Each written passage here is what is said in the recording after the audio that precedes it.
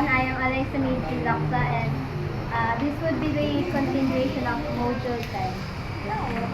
So the executive control processes, it involves the executive processor, or what is referred to as metacognitive skills.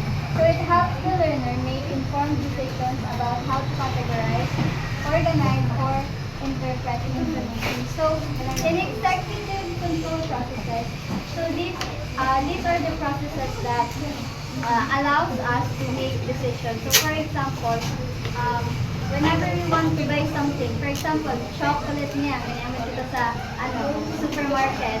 Tapos, nagduduwa-duwa kita, iniisip ako, babakalan natin yung ordering kasi may reason sa, for example, gusto mo mag-save money. So yun.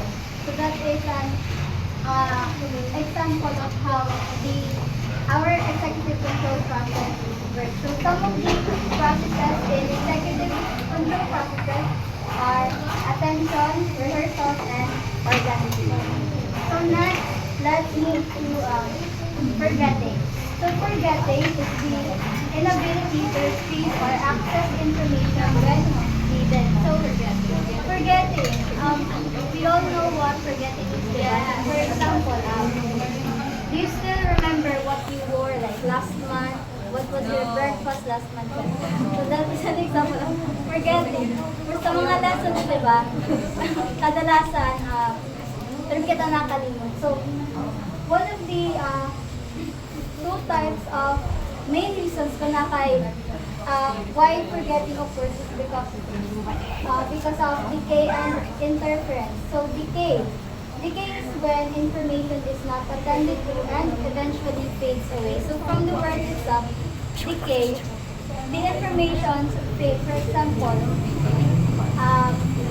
ang mga information niya na naadalan sa many years ago na di rin na nato naaalala. For example, mga lessons during the elementary or grade school, or maski lessons sa last month, di ba? Dito na naaalala. So that is an example of decay. So parang as in totally, di rin mo na naalalaan mga information. Next one is interference. It is the new or old information that blocks access to the information in question. So sa interference naman, kapag ang information, parang may nag-block na new information, para sa beliefs, tip of the tongue, yato, parang, di ba, naaalala tapos, pero parang diri.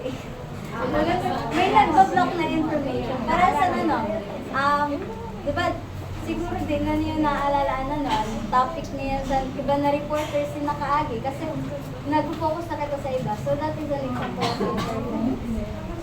So, in here, mayroon sa mga methods for us to increase the retrieval of information. So kung paano nato parang maaalala ang mga information. So the first one is rehearsal. So this is repeating information verbatim, either mentally or aloud. So kapag nag-review kita, di ba may insan learners na mas gusto na inuulit-ulit mo nga yung term, like loudly, parang ibabasa mo. Paulit-ulit para mas mag-gets mo ang information and mas maalala mo. And may insan learners na parang gusto na parang sila lang ang nakabati or mentally lang na rin in-rehearse ang mga information. And the next one is meaningful learning. Making connections between new information and prior knowledge.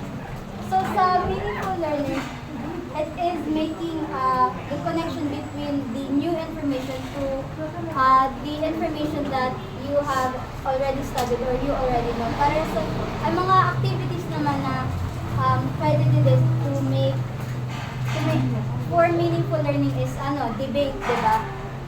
Parang nagdadagdag ka sa new information sa pananunaan. The next one is organization. It is making connections among various pieces of information. So organization. So in here, kapag sa mga reviewer baga, usually in-organize para mas clear, para mas maalala talaan mga information at para mas maganda. next one is elaboration. So this is adding additional ideas to new information based on what one already knows. So parang parehas lang si sa meaningful learning. We connect we connect our knowledge, new knowledge to sa mga old informations na aram natin. Like para from the word itself, elaboration, para mas ma-elaborate para mas malinaw sa atin. Next one is visual imagery. So forming a picture of the information. So in here, it is may sa mga learners na parang mas gusto na rin na So now let's continue to visual imagery. So it is forming a picture of the information. So, di ba may sa mga learners na parang mas nagkikasara yung information kapag individualize na raan sa ngayon na topic or information. So, in that way, mas madali mo maalala ang mga information. So next is generation. So things we produce are easier to remember than things we hear. So this is a generation. It is when parang mas prefer sa iba na, di ba mas prefer na parang ang mga reviewers na kita mismo na bili mo kaysa sa parang mabalik na lang sa Erickson. So,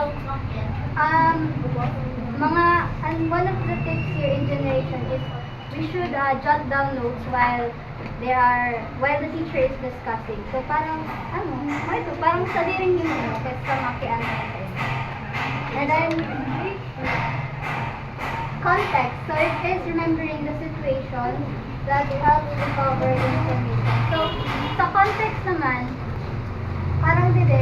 parang pag nag-aalala tayo information, parang hinimutaan mga situation kung ano hinimut ka, saan nagre-review ta. Parehas ngayon sa halimbawa, habang nagre-review ta, may specific position dito sa pag-encode or sa position kung diin mo sinurat ito na notes mo.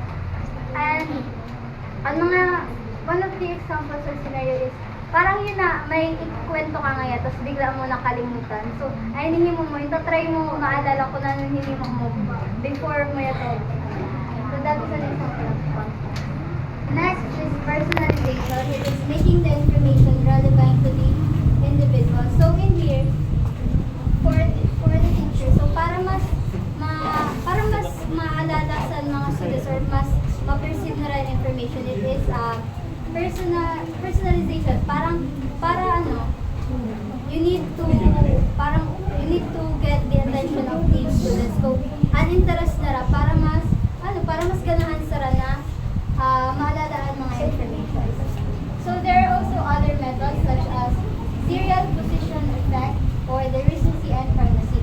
So, you will remember the beginning and end of a list more readily. So, sa serial position effect, iniyan mo tendency na mas naalala na to kung ano nasa pinakauna sa lista ng sa dulo. Para sa mga enumerations minsan naalala ta lang sa unahan, ay sa taas na sa dulo, tapos sa middle din na. So, ang primacy so is yung nasa top, and then the recency is ang mga nasa middle, andito na ito naalala. So, next is part learning, or it is when we break up the list or chunk information to increase memorization. So, i-divide taan mga informations para mas malinaw sa ato ng para mas maalala ta madali. Next is distributed practice. So, break up learning sessions rather than cramming all the information in at once. Dapat daw sa pag-review ngayon, mayroon kita sa may mga sessions na oras para hindi tayo takram nga sa'yo na information sa grabe na, tapos nagiging kaluwasan, parang na ito naalala. So that is mass practice. And next is mnemonic aids. So there are memory techniques that learners may employ to help them retain or retrieve information effectively, such as loci technique, sentence constructions, and accuracy. So sa mnemonic aids, so these are memory techniques para mas maalala taan mga information. Para sa loci technique, para sa sa context, kapag may specific Kasi habang nagre-review, mas dito naalala mo ang mga na-review mo. And sa acronyms naman, para sa Roy G. Biv, di ba? Minsan pag pinapakita sa all colors niya sa rainbows, di ba? Mas madali tamaan ni colors kapag araw mo ito na Roy G. Biv na acronym. So those are some methods and techniques para mas ma-increase ang pag-retrieve natin sa future. So now let's move to the information processing model. So the information is received through the senses and goes to the sensory memory for a very brief of time. So if not relevant, information may be saved. It goes to the STM or short-term memory and is given attention and is perceived and found to be relevant. It is sent to the LTM or long-term memory. So if not properly coded, forgetting occurs. So here, sabi sa sa information processing model, ang brain daw is parang computer, pero not entirely perfect para sa memory sa computer. Sabi din, ang brain nato, parang kaya niya mag-code sa information. So, our brain are limitless, pero ang mga naalala lang na information pag-abot after 24 hours is almost 25% lang.